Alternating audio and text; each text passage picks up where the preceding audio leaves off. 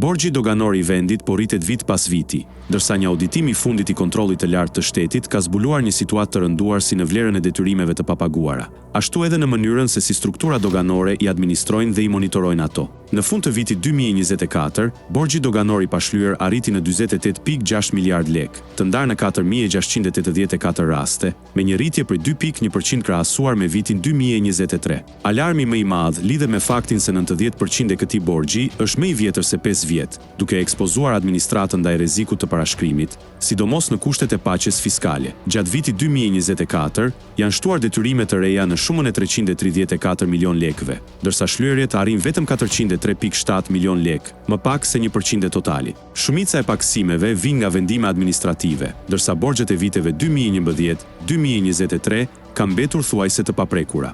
Auditimi evidenton mangësi të rënda, mungesë vendimesh për rikuperim me forcë në 613 raste, mosdërgim të kërkesave në gjykat për urdhra ekzekutimi në 840 dosje dhe mosprocedim të urdhrave ekzistues në 105 raste. Po ashtu, në 765 dosje nuk është marrë asnjë masë alternative si bllokimi I NIPT-it apo llogarive bankare. Kontrolli I lartë I shtetit kërkon masa të menjëhershme, analizë të stokut, dërgim të dosjeve në gjykat, ekzekutim të urdhrave dhe përdorim të plot të instrumenteve forcëmbledhëse.